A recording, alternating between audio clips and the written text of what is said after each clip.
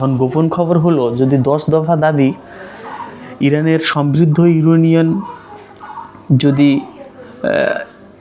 স্থগিত না করা হয়, সকল প্রকারের স্যাংশন যদি উঠে নেওয়া হয়, হরমুজ প্রণালী ইরানের অধীনে থাকবে, এগুলো মেনে নিয়েই কিন্তু এই পাকিস্তানের যে একটা তৃতীয় পক্ষ, সেখান থেকে মেনে নিয়েই কিন্তু এই যুদ্ধবিরতিটা হয়েছে এবং ট্রাম্পের দেশ সেটাকে নিজেদের বিজয় বলে অর্জন করতে সক্ষম হয়েছে।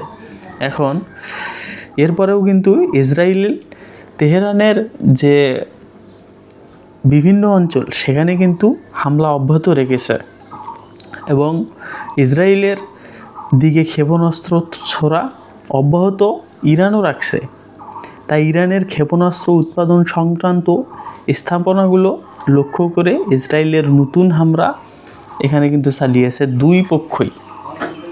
এখন পাকিস্তানের মধ্যস্থতায় ইরান ও যুক্তরাষ্ট্রের যে ঐতিহাসিক যুদ্ধবিরতি ঘোষণা হয়েছে তা কেবল দুই দেশের সীমান্তেই সীমাবদ্ধ নয়। পাকিস্তানের প্রধানমন্ত্রী শাহবাজ শরীফ বলেছেন, এই চুক্তি লেবানন সহ মধ্যপ্রাচ্যের অন্যান্য উত্তপ্ত অঞ্চলেও কার্যকর হবে এবং এটি অবিলম্বে কার্যকর করার যে নির্দেশ সেটা কিন্তু দেওয়া হয়েছে। বুধবার তিনি এই কথা জানিয়েছেন, দুই দেশের নেতৃত্বের প্রতি গভীর কৃতজ্ঞতা প্রকাশ করেছেন। তিনি বলেছেন, উভয় দেশই বিচক্ষণ আর দূরদর্শিতা প্রদর্শন করেছে। এখন আগামী শুক্রবার 10 এপ্রিল ইসলামাবাদে আমন্ত্রিত হয়ে যুক্তরাজ্য আর ইরানের প্রতিনিধি দলকে একটি চূড়ান্ত আর মীমাংসিত চুক্তিতে পৌঁছানোর জন্য আলোচনা শুরু হবে। এখানে কিন্তু ইরান তার 10 দফা দাবি ছাড়বে না এবং ইরানের যে নেতৃত্ব শূন্য করে দেওয়ার একটা পায়তারা করেছিল সেটা কিন্তু ফায়দা ইরান ঠিকই তুলবে এবং সেই উপলক্ষেই ইরানের আগামী যে নীতি নির্ধারণ কার্যক্রম এবং আবারও এই যুদ্ধ কিন্তু চলমান রাখতে পারে ইরান, এটা কিন্তু সুস্পষ্ট।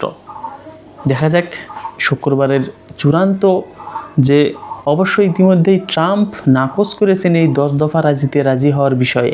CNN তার নিজের দেশের সংবাদ মাধ্যমগুলোকে তিনি অবাঞ্ছিত ঘোষণা করে এই 10 দফা দাবি উড়িয়ে দিয়েছেন। দেখা যাক সামনের শুক্রবারে ট্রাম্প এই চুক্তিতে স্বাক্ষর করেন কিনা আর একটি চূড়ান্ত যে মীমাংসা সেটিতে তিনি সম্মত হন কিনা।